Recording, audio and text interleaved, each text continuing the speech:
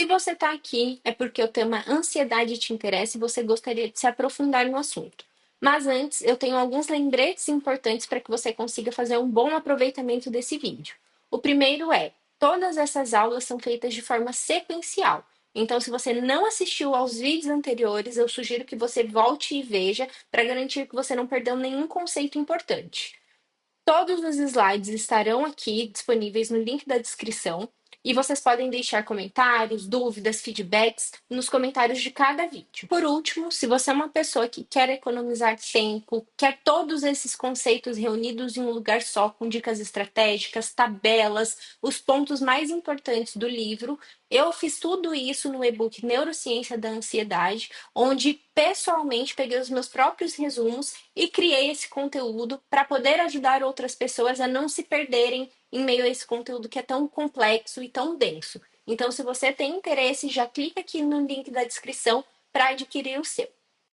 Olá, chegamos ao nosso penúltimo capítulo, que é o capítulo 10, e tem como título Mudando o Cérebro Ansioso. Nesse capítulo, nós veremos a psicoterapia como uma forma de mudar o cérebro ansioso, e para isso passaremos por abordagens psicoterapêuticas, psicoterapia e o cérebro, no início, a reformulação da exposição, terapia de exposição cognitiva e terapia de exposição comportamental, cognição e extinção, cognição na terapia de exposição, tratando a preocupação com terapia de exposição, do laboratório ao consultório, alvo de processos implícitos e um resumo geral do capítulo. Sobre as abordagens psicoterapêuticas, algumas categorias classificadas como principais pela APA, que é a Associação de Psiquiatria Americana, são as psicoterapias psicanalíticas, terapias comportamentais, terapias humanistas e terapias cognitivas.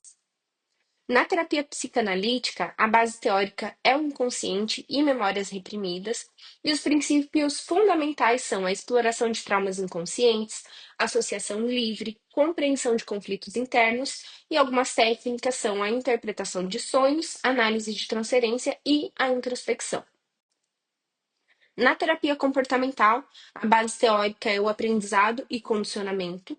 Os princípios fundamentais são a modificação de comportamentos, condicionamento pavloviano e instrumental, eliminação de respostas mal adaptativas e algumas técnicas, método de exposição, dessensibilização sistemática e reforço positivo e negativo.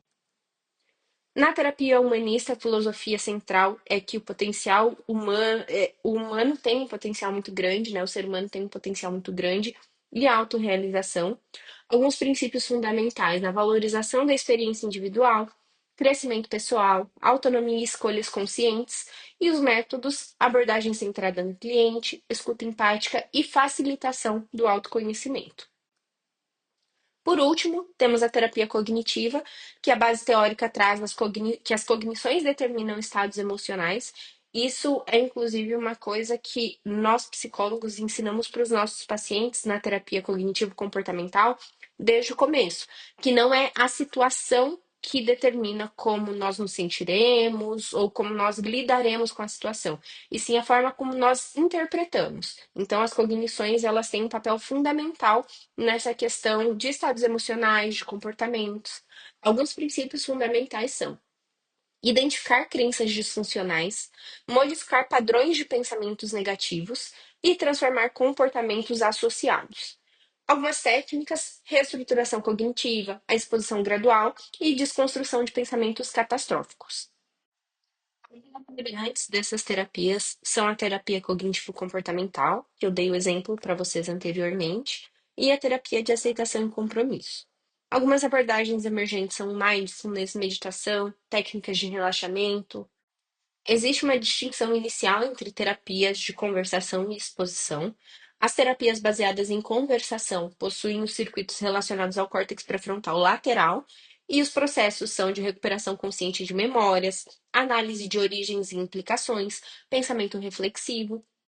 E nas terapias baseadas em exposição, os circuitos estão relacionados ao córtex pré-frontal medial, e os processos são de conexão com a amígdala, modelagem de extinção e tratamento de medos e fobias.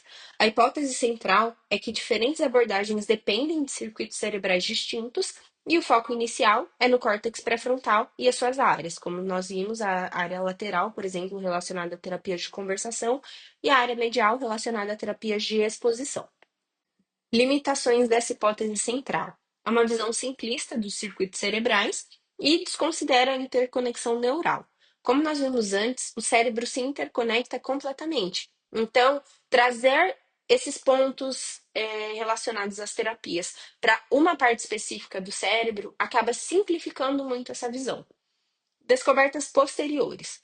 Memória de trabalho envolve áreas laterais e mediais, as áreas pré-frontais, medial e lateral estão interconectadas e todas as terapias envolvem processos cognitivos. O papel da linguagem na terapia, ela é importante para a discussão de problemas, compreensão do plano de tratamento, processamento de instruções, desenvolvimento de habilidades de enfrentamento.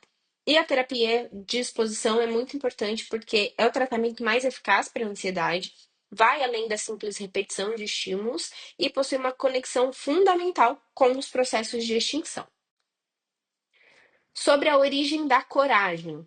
O princípio fundamental relacionado à coragem é superar o medo pela exposição. Então, aquele estímulo que antes era ameaçador passa a ser um estímulo neutro, não traz mais não ativa o nosso circuito relacionado ao medo e à ameaça. Um exemplo histórico é desse Goethe e seu medo de altura.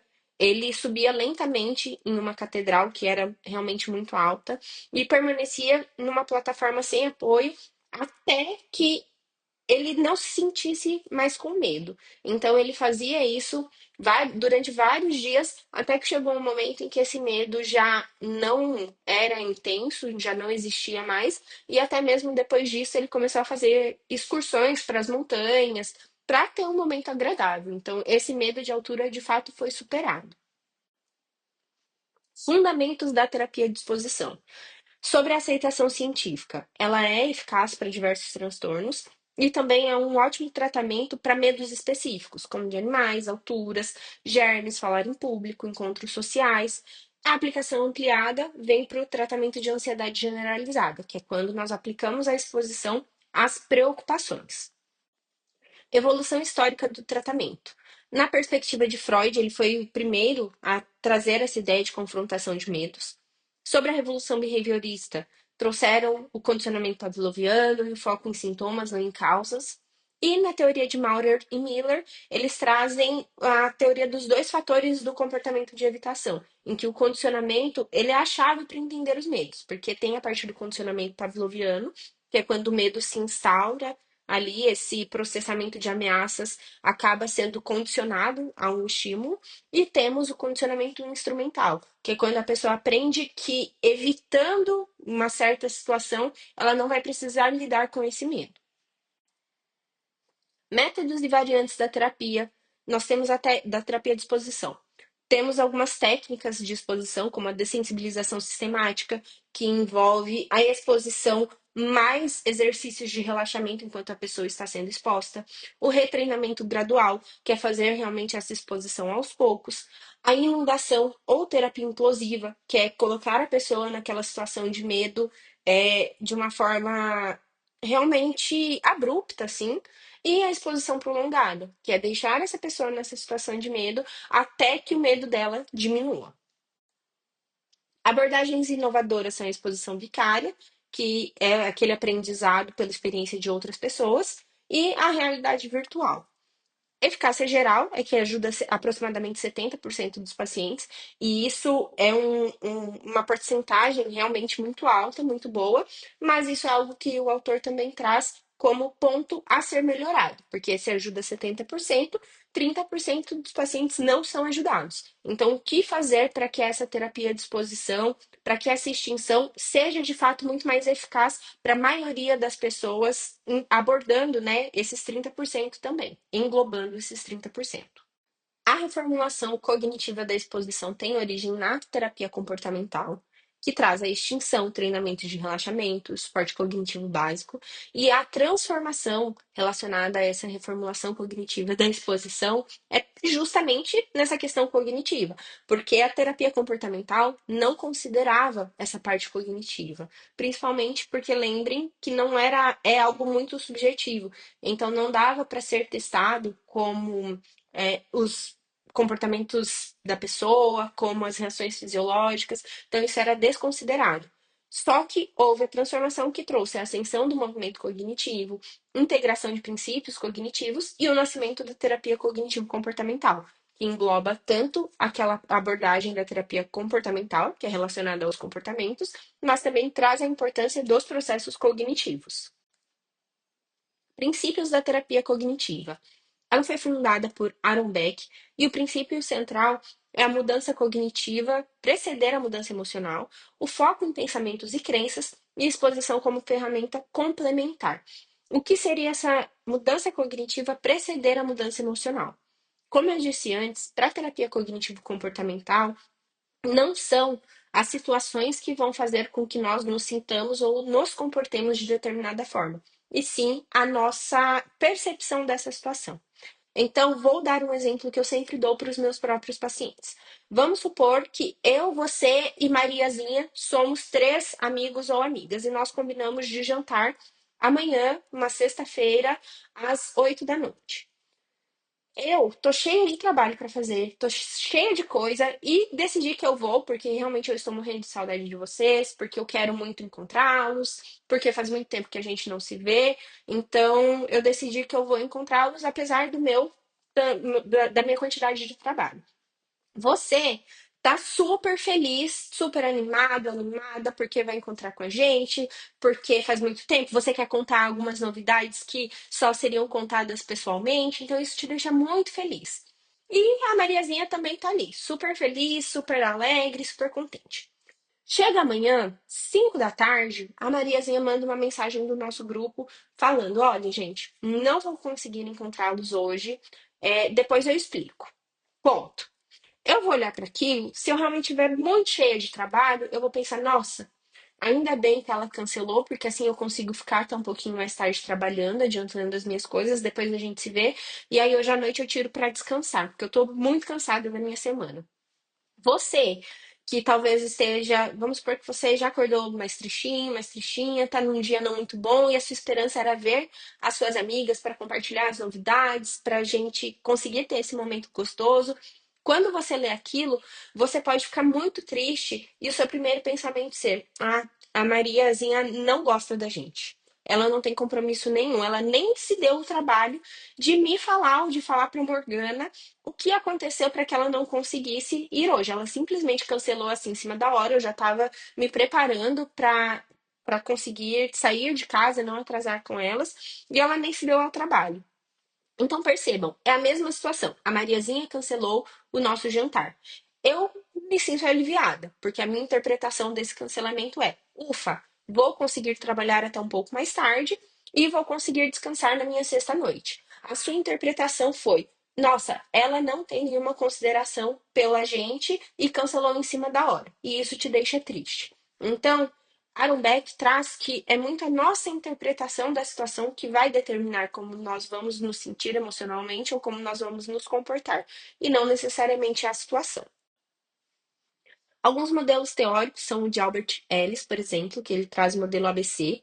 O A é o estímulo antecedente, B é relacionado a belief, no inglês, que são as crenças, e C, a consequência emocional. Temos também o modelo de David Clarke, que traz as crenças desadaptativas como interpretações errôneas catastróficas, a exposição como um método de desconfirmação dessas interpretações e ativação e desconstrução de esquemas de ameaça.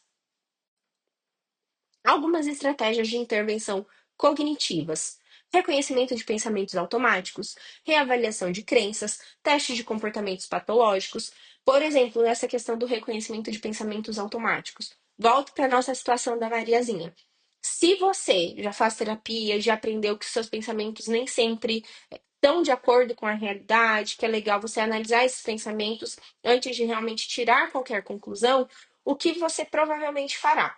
Vai parar, respirar, pensar, refletir sobre aquilo e lembrar de todas as vezes que a Mariazinha cumpriu com o compromisso dela, do quanto ela mostra de se importar com você, comigo, o quanto realmente deve ter acontecido alguma coisa grave para ela não ter nem contado pra gente. Você pode se lembrar que talvez o pai dela tivesse passando por algum processo de doença e talvez tenha acontecido alguma coisa com ele. E isso vai fazendo com que você reinterprete essa situação e ao invés de mandar uma mensagem bem mal educada para Maria ali no grupo, você consegue falar, ok, não tem problema, depois a gente remarca.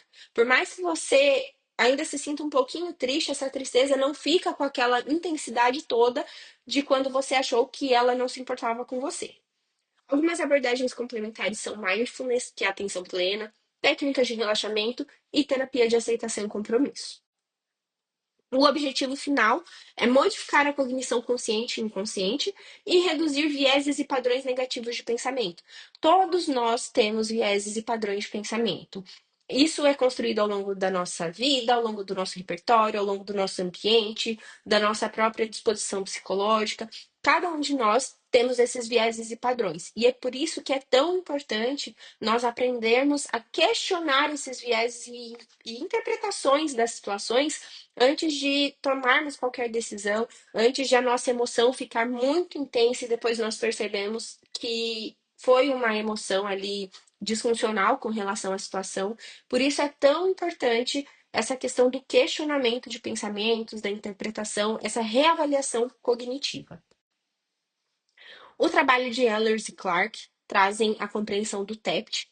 O modelo de desenvolvimento do TEPT traz a origem como a avaliação dos estímulos pós-trauma e o mecanismo é a interpretação de ameaças no presente e no futuro. Então, sempre dou para vocês o exemplo de dois caras em uma moto. Se eu já fui assaltada por dois caras em uma moto na esquina da minha casa, vai, cada vez que eu estiver andando na rua e passar uma moto, só o barulho da moto já pode me fazer interpretar a situação como perigosa. Processos cognitivos centrais são as distorções de memória sobre ameaças, produção de gatilhos traumáticos e hiperexcitação e intrusões de pensamentos. Tudo se torna um estímulo ameaçador para uma pessoa que sofre de TET. E esses dois autores também trazem um ciclo problemático. Então, a avaliação negativa dos estímulos, sair na porta da minha casa, ouvir barulho de moto, já vai me fazer avaliar negativamente esse estímulo, já vai fazer com que o meu corpo entenda que é uma ameaça. A produção de memórias distorcidas, eu já começo a trazer essa situação atual da moto passando, do barulho da moto, para a minha memória como algo negativo. Existe a evitação cognitiva e comportamental, então por conta disso eu passo a não sair de casa, porque eu não saindo de casa, eu não tenho que lidar com esse medo de estar exposta a um assalto. E a manutenção de sintomas traumáticos. Cada vez que eu evito sair da minha casa pelo medo de lidar com essa exposição, eu vou mostrando para o meu corpo e para o meu cérebro que isso funciona. Só que em momento nenhum eu testo se isso é real ou não, então o meu cérebro não vai aprender que existem situações em que é super normal, que não é ameaçador que uma moto passe por mim. E isso vai fazendo a manutenção desses sintomas traumáticos. Processamento consciente e inconsciente na ansiedade. Vieses cognitivos. Algumas características desses vieses em pessoas ansiosas são a detecção exagerada das ameaças, supervalorização de riscos potenciais e o processamento inconsciente de perigos. Mecanismos de influência, controle do comportamento, modulação do pensamento consciente e ativação de respostas automáticas de medo. Tudo isso vai mantendo a pessoa cada vez mais imersa naquela sensação de ameaça. Abordagem terapêutica integrada. A modificação da cognição explícita é importante, a transformação de padrões implícitos e a desconstrução de vieses inconscientes. Isso aqui é muito importante porque, como eu disse anteriormente, o autor fala que se existe 70% de eficácia ali para os pacientes, que 70% das pessoas se dão bem com a terapia de exposição, com a extinção, ainda existem 30% dessas pessoas que não têm esse processo completo. Então, o autor traz que tão importante como modificar essa cognição explícita, que é muito que a gente faz com esse questionamento de pensamentos, teste de hipóteses, também é necessário a transformação desses padrões implícitos. É necessário que a terapia trabalhe também implicitamente, só que são processos separados, então precisam ser trabalhados de formas separadas. O objetivo final é reprogramar sistemas de avaliação de ameaças, equilibrar percepção de riscos e desenvolver respostas emocionais mais adaptativas. Terapia de exposição cognitiva e terapia de exposição comportamental. Sobre a evolução da terapia de exposição. Existe uma transformação histórica, então, de terapia comportamental, ela veio para a abordagem cognitiva, a mudança de foco, a extinção de respostas para a mudança cognitiva. Antigamente, essa terapia de exposição focava muito no comportamento, nas respostas do comportamento, e era só isso. Hoje em dia, nós sabemos que a parte cognitiva também é muito importante. Na perspectiva de Isaac Marx, ele trouxe a exposição simples como um método suficiente e suplementos como relaxamento, respiração eram considerados redundantes para ele, eram considerados como não importantes. Hoje a gente sabe que não é bem assim que funciona, que a cognição também é essencial. Desafio à visão tradicional. O Stephen Hoffman trouxe que a cognição vai além da terapia cognitiva. Os processos cognitivos são compartilhados no nosso cérebro e existe uma moeda comum entre as diferentes abordagens. Então, mesmo na terapia comportamental, o cognitivo é necessário para o paciente entender o tratamento, para o paciente conseguir falar sobre a queixa dele. A cognição é importante, sim. O questionamento central é o papel da cognição na terapia, sobre a posição de procedimentos terapêuticos, né? Então, o que se sobrepõe nessas abordagens, o que não se sobrepõe, o que é só cognitivo, existe algo só cognitivo? E o valor desses suplementos cognitivos. Quatro questões fundamentais sobre essa terapia de exposição. A natureza das funções cognitivas, então, nos processos de extinção, quais são as naturezas dessas funções cognitivas? Quais são os mecanismos da mudança mental? 2. Sobreposição de funções, a interconexão entre diferentes abordagens, o ponto de convergência terapêutica. 3. Os efeitos terapêuticos, a extinção versus outros procedimentos, a comparação de métodos de intervenção. E 4. O envolvimento cognitivo, na terapia de extinção e disposição, nos processos cognitivos que contribuem para a terapia cognitiva. Tudo isso é importante de ser visto, porque existem muitas coisas que podem convergir entre si, e nós sabendo de fato a diferença entre as abordagens, o que realmente funciona, o que é eficaz, os tratamentos vão ficando cada vez melhores. Sobre a cognição implícita, que são os processos não conscientes, e explícita, que são os processos conscientes, o autor traz aquela visão que eu falei também. É necessário trabalhar nas duas coisas de formas separadas para que o processo terapêutico seja ainda mais eficaz. Cognição e extinção. A princípio, o que é a extinção? A extinção é um processo de descondicionar respostas de medo, transformar associações de ameaça em segurança, e um exemplo prático é superar o medo de tocar em uma lâmpada após um choque. Não sei se você já tiveram essa experiência. Eu, por exemplo, já tive, quando às vezes nós tocamos em uma parte da lâmpada ali, nós tomamos um choquezinho e depois disso o nosso cérebro fica muito condicionado a tocar em qualquer outra lâmpada novamente na hora de trocá-la. Por quê? Porque nós tivemos um estímulo aversivo ali, já é aversivo para a gente pensar em tomar esse choque novamente. Então, como lidar com isso? Justamente continuando a trocar essas lâmpadas, porque aí o nosso cérebro vai entender que não é sempre que nós tomamos o choque e vai desassociar esses dois estímulos. Para que a extinção importa? Ela permite reprogramar respostas automáticas de medo, cria novos caminhos neurais de segurança e é fundamental para tratamentos de fobias e traumas. Além do comportamento visível, como o cérebro realmente aprende? Não é só por repetição, mas existe um processamento de informações. A criação de representações mentais internas também acontece, e as memórias vão além do que conscientemente percebemos. Entra a parte do processamento implícito também. Não é só aquilo que a gente pensa sobre a situação. O nosso corpo funciona em vários momentos, né? Ao longo de um dia inteiro, ao longo da nossa vida inteira, também com processos implícitos. Então, esses processos também são importantes. Processos invisíveis de aprendizagem. Nós temos as memórias implícitas versus explícitas. Expectativas inconscientes moldam esses comportamentos e a mente funciona em camadas além da percepção consciente. Terapia do Scorla Wagner, o erro da previsão. Ele traz que o aprendizado por surpresa é muito importante para o nosso cérebro. Então, se eu acho que toda vez que eu vou sair na rua, vou pegar o exemplo do Ted, sofri um assalto com dois caras em uma moto.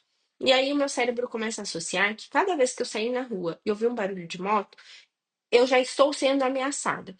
Então, cada vez que eu saio na rua, eu ouço barulho de moto, mas não acontece nada comigo, é uma surpresa para o meu cérebro, é um erro de previsão. Qual era a minha previsão inicial? De que eu seria assaltada cada vez que eu escutasse um barulho de moto. Então, quando isso não acontece, é muito bom para que o nosso cérebro reaprenda sobre esse estímulo.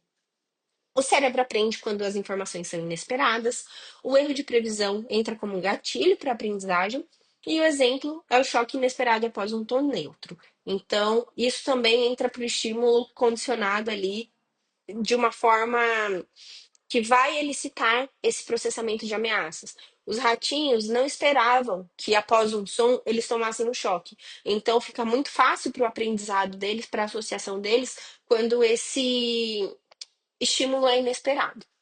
Sobre mecanismos de aprendizagem. A violação de expectativas gera um novo conhecimento, o cérebro constantemente ajusta modelos internos e os erros de previsão são fundamentais para a nossa adaptação.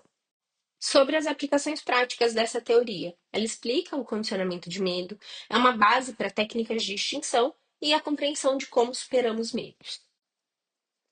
Interações neurais, o cérebro em transformação. Circuitos de defesa. Temos o córtex pré-frontal medial e a amígdala. As regiões cerebrais conversam para modificar essas respostas e a extinção entra como uma reprogramação neural. Como nós já vimos também em aulas anteriores, a extinção não é um apagamento dessa memória, não é um apagamento dessa interação neural. É como se nós gravássemos por cima, como se nós trouxéssemos uma outra memória, como se nós trouxéssemos um outro estímulo por cima daquele que existia relacionado ao processamento de ameaças. Além da consciência, processos implícitos são fundamentais, a consciência não controla totalmente o comportamento e existem múltiplas camadas de processamento mental. A mensagem final é de que o cérebro é flexível e adaptável, nós podemos reescrever padrões de medo e a aprendizagem é um processo contínuo de transformação. Cognição na terapia de exposição. A extinção e a terapia de exposição. Algumas diferenças fundamentais são que a extinção possui foco em respostas fisiológicas, a terapia de exposição traz um autorrelato dos sentimentos e o medo não é apenas uma reação, mas uma experiência subjetiva. O que isso significa? Ao longo de vários estudos, foi compreendido que não é só a resposta fisiológica que vai medir se uma pessoa está sentindo medo ou não. É a forma como ela se sente subjetivamente, é a consciência daquele sentimento. Então, também já vimos em aulas anteriores, mas existiram estudos que mostraram que, mesmo que a pessoa tivesse uma diminuição nas respostas fisiológicas, o sentimento consciente de medo não mudava. Então, isso é muito importante. O desafio científico é que respostas corporais nem sempre refletem sentimentos, complexidade da experiência emocional e a necessidade de abordagens multidimensionais. Como o cérebro processa as ameaças? Existe a terapia do processamento emocional, que vê o medo como um programa cerebral, e os componentes da estrutura do medo são proposições sobre ameaças, mudanças fisiológicas, os padrões de ação, como a fuga, e o significado emocional. Mecanismo de transformação. Ativação completa da estrutura do medo e a inserção de informações corretivas, a criação de uma memória concorrente. É isso que entra a questão da extinção. Não vou apagar a memória anterior, eu vou criar uma nova memória para que a pessoa consiga ter essa nova memória um pouco mais acessível. Teoria da representação múltipla do Chris e do Tim. Existem dois caminhos de processamento: o sistema implícito, que é o não consciente, e o sistema explícito, que é o consciente. Algumas estratégias terapêuticas para os processos implícitos são as mudanças de memórias automáticas. Para os processos explícitos, a modificação de crenças e a importância de abordagens integradas, a importância de abordagens que tratem tanto esses processos implícitos quanto os explícitos. O objetivo final é a reprogramação completa do sistema de medo e um tratamento simultâneo de todos esses processos mentais. Estudos revolucionários trazem a exposição mascarada versus a consciente como tentativas de tratar essa questão do medo implícito. Então, estímulos não conscientes e trazem resultados surpreendentes, como a redução de comportamentos de evitação e o impacto diferente em respostas subjetivas. Algumas descobertas principais são de que sistemas implícitos e explícitos funcionam diferentemente, múltiplas camadas de processamento emocional foram percebidas e existe uma complexidade da resposta ao medo. Não é necessariamente um lugarzinho do nosso cérebro que vai fazer com que todo mundo responda exatamente da mesma maneira, é tudo muito complexo. Extinção terapêutica, além da estrutura unitária do medo. O desafio tradicional é essa visão de estrutura de medo única e a ideia de ativação completa como solução. Já na perspectiva contemporânea, nós temos processos implícitos e explícitos distintos, necessidades de abordagens diferenciadas e um tratamento simultâneo, mas não misturado. Por que simultâneo, mas não misturado? Porque entende-se que a partir do momento em que nós trazemos, por exemplo, estamos trabalhando algum processo implícito, mas trazemos a consciência, trazemos o processo explícito, os dois entram em conflito. Então a gente acaba não trabalhando nenhum nem outro completamente.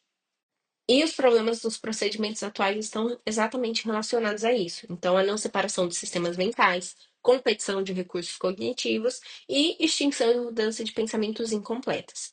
A conclusão fundamental é que o medo não é um bloco monolítico, os sistemas mentais são complexos e interconectados, e um tratamento personalizado e estratificado é necessário para o tratamento completo aí, para o tratamento global desse medo. Tratando a preocupação com terapia de exposição. Aqui nós vemos o tratamento relacionado ao transtorno de ansiedade generalizada, onde a preocupação é o fator essencial ali do transtorno. Características da ansiedade generalizada. Preocupação crônica e difusa. Difusa é espalhada, é para todos os assuntos. Não focada em objetos específicos e ocupação constante da memória de trabalho. A dinâmica psicológica, a verbalização interna. Então a pessoa fica o tempo todo com aqueles pensamentos acelerados, pensamentos abstratos sobre ameaças. Eu não sei o que vai acontecer, mas eu penso em todas as possibilidades do que de ruim pode acontecer e o mecanismo de fuga cognitiva. Apesar de pensar sobre isso, a pessoa tenta fugir desses pensamentos, não ficar remoendo aquilo, mas é muito difícil. Os impactos principais são a redução na capacidade de desempenho, porque se o meu cognitivo está completamente ocupado pelas preocupações, a minha atenção vai ser prejudicada, eu não vou conseguir focar naquilo que eu estou fazendo. Interrupção de funções executivas, como atenção, memória, distorção da percepção de riscos. Lembrem daquela. É tudo hiper generalizado. É hiperativo, então é tudo muito, tudo preocupa, tudo é ruim, tudo vai dar errado, tudo é catastrófico. Estratégias terapêuticas. Abordagem de exposição para preocupação. Então, usar pensamentos ansiosos como objeto de exposição. Estratégias de enfrentamento. Treinamento de relaxamento, dessensibilização, reestruturação cognitiva. Como nós trabalhamos na terapia cognitivo-comportamental com pacientes que têm TAG. Existe a exposição às preocupações, que é o que nós chamamos de testes de hipóteses. Então, ok, vamos ver o que realmente acontece. Vamos analisar essa preocupação. Qual é de fato a probabilidade? Nós vamos testando, ao invés de fugir e evitar essas preocupações, nós vamos expondo o paciente a elas para que realmente exista uma comparação sobre o que o paciente jurou que ia acontecer e o que de fato aconteceu. Isso vai fazendo com que os processos mentais também sejam modificados. Técnicas de intervenção, identificação de padrões de pensamento, desenvolvimento de perspectivas alternativas e testes de previsões catastróficas. O objetivo final é o reconhecimento precoce de sinais de ansiedade, prevenção da escalada de pensamentos, porque um pensamento catastrófico vai puxando o outro, e a recuperação do controle mental. Do laboratório ao consultório, alvo de processos implícitos. No tratamento tradicional, existe a abordagem integral do paciente, a importância das trocas verbais e a compreensão do contexto de vida. E um desafio científico é que nem tudo pode ser tratado simultaneamente. Então, por mais que na psicoterapia nós precisemos ter uma visão global do paciente, não dá para tratar tudo de uma vez. Os processos implícitos versus explícitos são essenciais e a necessidade de intervenções específicas. Processos mentais, múltiplas camadas. Os sistemas de processamento são processos implícitos, explícitos e a interação e interdependência entre esses processos. Alguns modelos teóricos são a abordagem de três respostas de Lang, a terapia cognitiva unificada, a teoria da representação múltipla. Tudo isso tenta abordar todos esses processos. Lições do laboratório animal. Pesquisa com animais traz o isolamento de processos específicos, mecanismos cerebrais diretos, uma simplicidade metodológica e existem algumas diferenças para a terapia humana, como pensamento como parte do processo, complexidade da consciência, os desafios na própria intervenção, essa questão da linguagem também é muito diferente e é essencial.